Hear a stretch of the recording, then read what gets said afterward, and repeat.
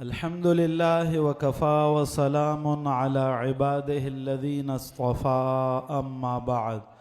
فأعوذ بالله من الشيطان الرجيم بسم الله الرحمن الرحيم إنا نحن نزلنا الذكر وإنا له لحافظون صدق الله العظيم. وقال النبي صلى الله عليه وسلم إن الله بعثني كافة للناس رحمة فأدوا عني أو كما قال النبي صلى الله عليه وسلم. عزتمند مسلمانانو ورونو په شوق سره ټول درود شریف وای. اللهم صل على سيدنا ومولانا محمد وعلى آل سيدنا ومولانا محمد وبارك وسلم. عزتمندو الله جل جلاله عم نواله د دنیا دا نظام د دې د پاره جوړ کړی دی چې په دې دنیا کې د الله پاک بندگی وشي، په دې دنیا کې انسانان الله پاک ته سر ټیټ کړي او د دې نظام انسانانو ته د ښودلو دپاره الله پاک خپل خاص او خوښ کړي بندګان را لیږلي دي. هغوی ته انبیاء کرام علیهم الصلوات والتسلیمات ویلی شي. دغه لوی هستی چې به کلم دنیا ته راتلل نو هغوی به د انسانانو په زړونو باندې محنت کو، یقین به صحیح جوړو او د عمل طریقه به ورته ښودله. د خپل یقین نه به هغوی ته یقین ښودو او د خپل عمل نه به انسانانو ته عمل ښودو. عملی استازانو د دنیا د انسانانو یو د الله پاک فیصله وشوه او د دغه هستو دغه سلسله دغه مبارک زنځیر الله پاک د ختمولو اراده وفرمایله. نو په آخر کې یو داسې هستی الله پاک دنیا ته راولېږله چې د دې پیغمبرانو علیهم الصلوات والتسلیمات مختلف مقامات الله پاک هغوی له ورکړي وو. په خپل منځ کې د یو بل نه اوچت او د یو بل نه ښکته د هغې ټولو مقاماتو الله پاک انتها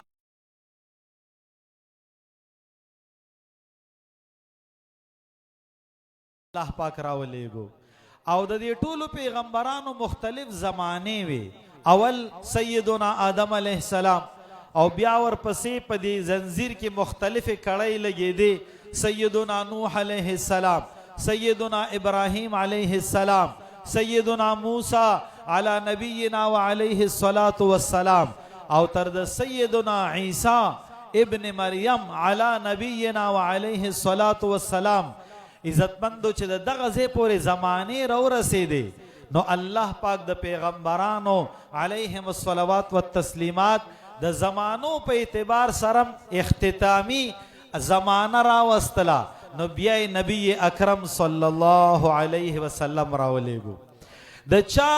ایمان د ټولو ایمانونو انتها، د چا نبوت د ټولو نبوتونو انتها، د چا مقام او مرتبه د ټولو مقاماتو او مرتبو انتها. یعنی د انسانیت د مقاماتو، د انسانیت د برکتونو، د رحمتونو، د حسن، د جمال، د عظمت او عزتمندو د قوت، د طاقت او په هر ښکلي صفت کې چې د انسانیت د انتها د ظاهرولو الله پاک اراده وفرمایله. نو نبی اکرم صلی الله علیه وسلم دنیا ته تشریف راوړو. الله پاک په کتابونو کې عظیم کتاب راولېږو، قرآن پاک. د هغې کتاب عظمت پیغمبر علیه السلام داسې بیان کړی دی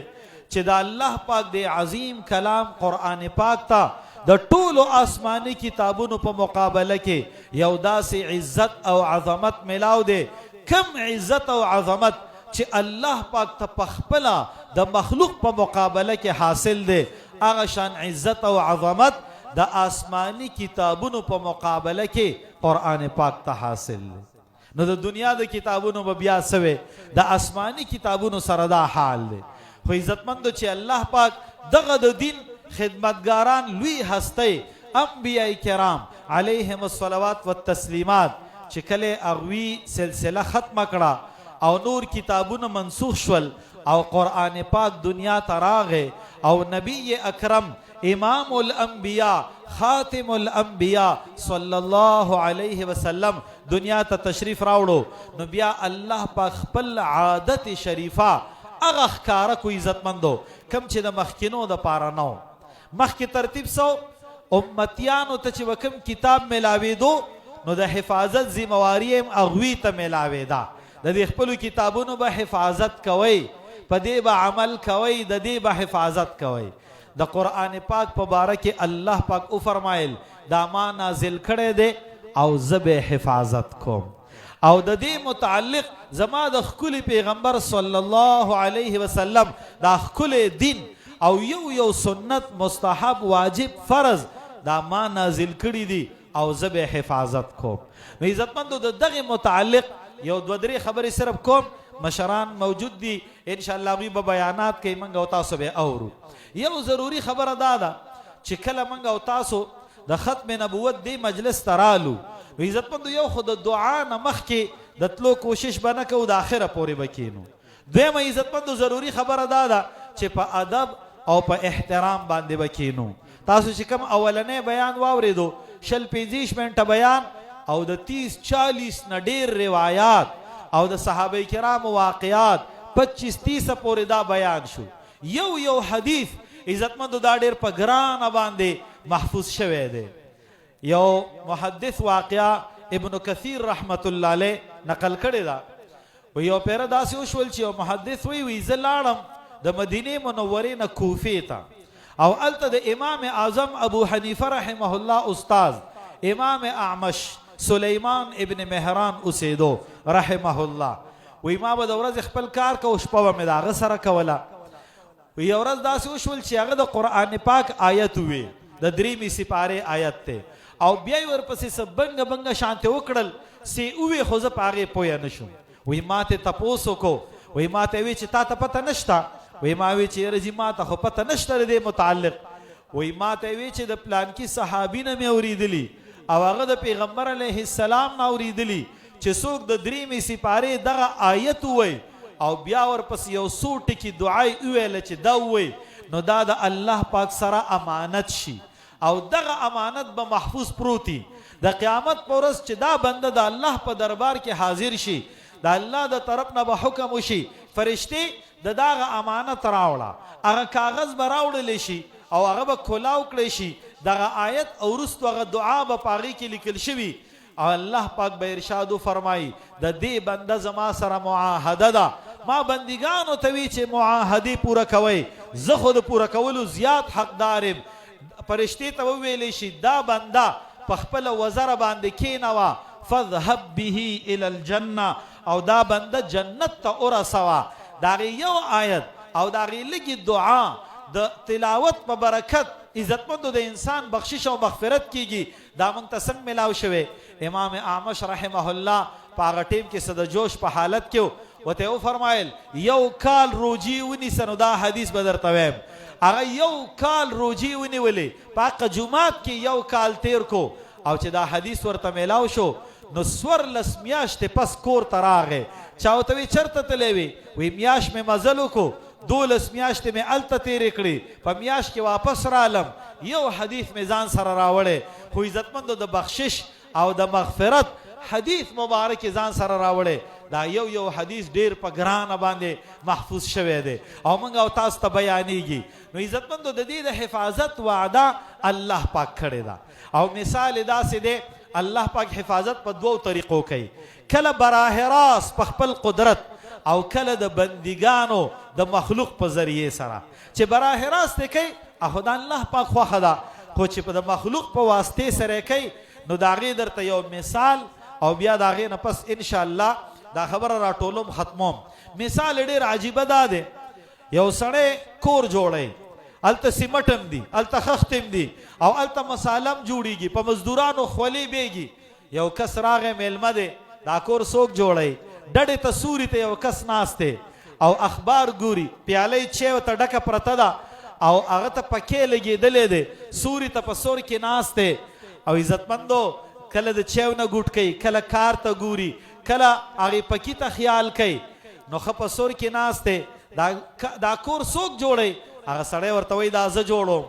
نو دا لیدونکي ورته وی خولې د هغوی نه بیږي او کور ته جوړې هغه ورته وی دا زما مزدوران دي دوی له زه دیړي ورکوم دا خښتې زما دي دا بلاکونه زما دي دا مساله ټوله زما ده نو عزتمندو بیا د هغه په سمج کې خبره راشي بلا تشبیه ولله المثل الاعلى د دین حفاظت الله پاک کوي او عزتمندو چې کم بندگان د دین د حفاظت په دې محنت کې استعمالیږي دا داوی خوش قسمتی ده یو سړی تبلیغ کې لګیا دی خوش قسمت ده چې د دین خدمت کوي یو سړی مجاهد دی د جهاد په محنت کې لګیا دی خوش قسمت ده عزتمندو یو سړی صوفي صاحب دی او د معرفت خداوندی بحثونه چیړي او د خلکو په زړونو کې د معرفت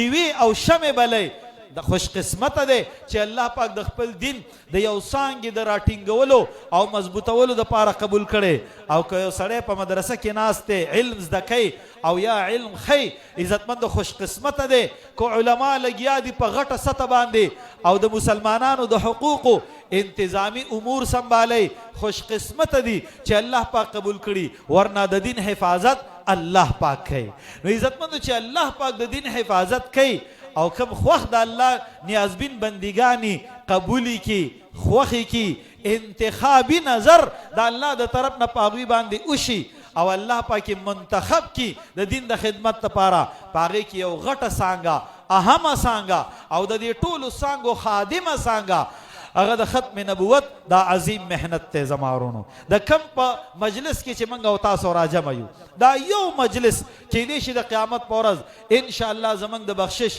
د مغفرت او د الله د رحمتونو د حصول زمنګ تاسو د پاره ذریعہ وګرځي یو پیر د جمعیت جلسې لا یو لوی بزرګ راغی او صفات شوی دی او په بیان کې و فرمایل وی د برګي جنډې د لاندې د یو لسشل منټه تیرولو په نیت راغلی که په قیامت کې د الله په ښکلی رسول تپوسو کې چې تا څه کړي دي زه به وایم چې یا الله ستا د برګې جنډې د لاندې یو لسشل منټه ما هم ناسته کړې ده نو عزتمندو د ختم نبوت مجلس له راغلی یو په دې نیت باندې دلته کینو چې که په قیامت کې تپوس وشي دونه خو به مې په لمن کې صحیح دونه خو به مې لپې ډکي چې یا ای د الله رسوله د ختم نبوت جلسه وه او ستا خبرې کېدې ستا معرفت ستا پیژنګلو ستا عظمت ستا صفات او ستا د ښکلي صفت ختم نبوت د پیژنګلو د وضاحت خبرې کېدې او د هغې د حفاظت مطالبې کېدې لایحه عمل تیارېدو کومو خلکو چې په هغې حملې کولې د هغې خلکو پیژنګلوم کېدله چې دا د دې دشمنان دي د دوی د مقابلې دا ترتیب دی مال به دسې لګو جان به دسې لګو اولاد به دسې لګو صلاحیتونه به دسې استعمالو د هغې خبرې کېدې ما هم په هغې جلسه کې شرکت کړی نو زما وروڼو دا کمې خبرې چې د دې مجلس د مقصد په بنیاد باندې تاسو واورېدې دقه خبرې زموږ ستاسو په ذهن کې چې خپل ښکلی پیغمبر صلی الله علیه وسلم وپېژنو صفات یې وپېژنو څنګه چې په پیغمبر علیه السلام ایمان فرض دی داسې په ښکلي صفاتو ایمان فرض دی څنګه چې د پیغمبر علیه السلام نه انکار کفر دی د یو صفت نه انکار کفر دی عزتمندو په دې عقایدو باندې او د ختم نبوت په وضاحت باندې د خپل ځان د پویولو په نیت د علماء کرامو دې بیاناتو ته په توجه سره غوږ کیدو او عزتمندو یو لوی مقصد د ختم نبوت د دې عالمي مجلس دغه دی چې ختم نبوت زده کو د هغې متعلقات زده کو او یو لوی مقصد دویم نمبر دا دی چې د دې مقابله د چا سره ده د دې منکرین څوک دي هغه وپېژنو او د هغوی سره د مقابلې طریقه وپېژنو د قادیانینو کوم چې د دې زمانې دي او په دې 1500 کاله کې په مختلف ادوارو کې خلک راغلي او د قیامته پورې به راځي دا د حق پهچان دی چې د دې مقابله به همیشه جاری ختم نبوت حق دی د دې مقابله به د قیامته پورې جاری دا به ختمیږي نه زما وروڼو نو د دې مقابله د چا سره ده په کومه طریقه ده هغه به د دې خپلو مشرانو نه زده کوو او په هغې کې به ایسالو او دریمه خبره هغه عزتمندو پاکستان دی پاکستان زمون مسجد دی پاکستان زمون مدرسه ده پاکستان زمون کور دی پاکستان زمون گجره ده او د پاکستان په برکت عزتمندو زمونږ دا دینی او زمونږ دا د عقاید او د اعمالو په اعتبار سره ازادي ده چې زمونږ علما را پاسي او په منبر کینی نو هر قسمه خبره کولی شي. عزتمندو دا زمونږ د ملک پاکستان برکت دی، لہذا د پاکستان د مضبوطولو، د پاکستان د حفاظت چې زمونږ نه څه کیدی شي هغه به کوو، او د پاکستان د کمزوري کولو عزتمندو د دې اجازت به چالم نه ورکو، او دا به نه برداشت کوو. ځکه که پاکستان اینو زمونږ مدرسه ده، چې پاکستان اینو زمونږ جومات دی، چې پاکستان اینو زمونږ د عقایدو او د اعمالو په اعتبار سره الحمدلله دا ازادي ده. ګینې داسې ملکونه شته چې هلته د دین لوی لوی اقدار او لوی لوی نښې او نشانات هغه پراته دي، خو دا ازادۍ نه د هغوی سره نشته. د دین داسې کلاو طریقې سره خدمت هغه خلک نشي کولی کوم چې الحمدلله موږ په خپل ملک پاکستان کې کوو. داسې ملک په دنیا کې نشته چې په روژه کې په 20مه شپه د جمعې په شپه د لیلة القدر په مبارکه شپه د شپې 12 بجې د تهجد په ټیم کې د هغې اعلان شوی دی او هغه ملک په وجود کې راغلی او د هغې بسم الله شوې ده. داسې په ټوله دنیا کې نشته. او عزتمندو الله پاک زمونږ د ملک لا نورم ډېر شی د دین په اعتبار سره خصوصیات ورکړي. یو داسې شخصیت په عرب او په عجم، په مشرق او په مغرب، په شمال او په جنوب، په تورو او په سپینو کې عزتمندو په دې دور کې داسې شخصیت چې هغه د 2.5 نه ډیرو علماو ته په یو ورځ کې د حدیثو درس کوي. عزتمندو هغه انسان، هغه شخصیت په ټوله دنیا کې صرف پاکستان او په پاکستان کې په KPK او په KPK کې په 400 کې هغه زمونږ شیخ الحدیث ریحانه پښتونخوا زینت المحدثین الشیخ محمد ادریس حفظه الله دی، چې داسې شخصیت په ټوله دنیا کې بل نشته دی. زمارو لوی لوی علما به تی خو داسې شخصیت نشته چې د 2.5 نه ډیرو علماو ته په یو ورځ کې د حدیثو درس په مخامخ باندې هغه کوي. داسې شخصیت په دنیا کې نشته. داسې حافظ قرآن په پاکستان کې په KPK کې موجود دی چې هغه په ټوله دنیا کې ګرځي. د 20 نه د ډیرو ملکونو سفر یې کړي دي. د شیخ عبدالرحمن ابن عبدالعزیز السدیس حفظه الله په ځمکه ناست دی، هغه هلک په منبر ناست دی، هغه ترې تپوسونه کړي د 14 کرښو والا قرآن پاک ټول هغه په یادو ټکي په ټکي صفه به صفه اول سره و اخر سر شا طرف ته په آیتونو کې تلل مخې ته راتلل د دې ټولو په اعتبار سره قرآن پاک زده کړی. اسدالله نومې دی، د دیر دی، په کراچۍ کې صفه مدرسه ده، په هغې کې قرآن پاک په دې طرز زده کړی دی او په ټوله دنیا کې ګرځي. داسې انسان په ټوله دنیا کې بل نشته. دا په پاکستان کې دی الحمدلله. او که د دین د خدمت څونه محنتونه چالو دي نو د هغې مرکزي ځایونه الله پاک پاکستان له د ډېرو شی ورکړي. دا د الله پاک فضل دی چې موږ پاکستانیان یو الحمدلله. نو د پاکستانی کېدو او په آخري امت کې د کېدو یو لوی عزتمندو ذمہ داري زموږ دا ده چې د دین د خدمت په هر لاین کې به کوشش کوو، او خصوصا د ختم نبوت چې هغه د ټول دین بنیاد دی، د عقایدو بنیاد دی. لہذا په دې بنیادي عقیده کې د دې د حفاظت، د دې د پیژنګلو، د وضاحت، د شرح، د زده کولو هم د خپلو مشرانو نه کوشش کوو، او د دې د حفاظت لپاره به د هغوی مټې او د هغوی لاسونه مالی، جانی او د خپل نسلونو او د وختونو او د ژوند د حصو د قربانولو هغوی ته د پیش کولو انشاءالله نیت به کوو. که خیري د چا چا نیت دی لاس اوچت کوي، مال به هم لګو، جان به هم لګو، نسلونه به هم قربانو، وختونه به هم لګو، او د خپل دین خصوصا د ختم نبوت حفاظت به کوو. الله پاک دې زموږ ستاسو د ارادې په خپل لوی دربار کې قبول او منظوري کړي. و آخر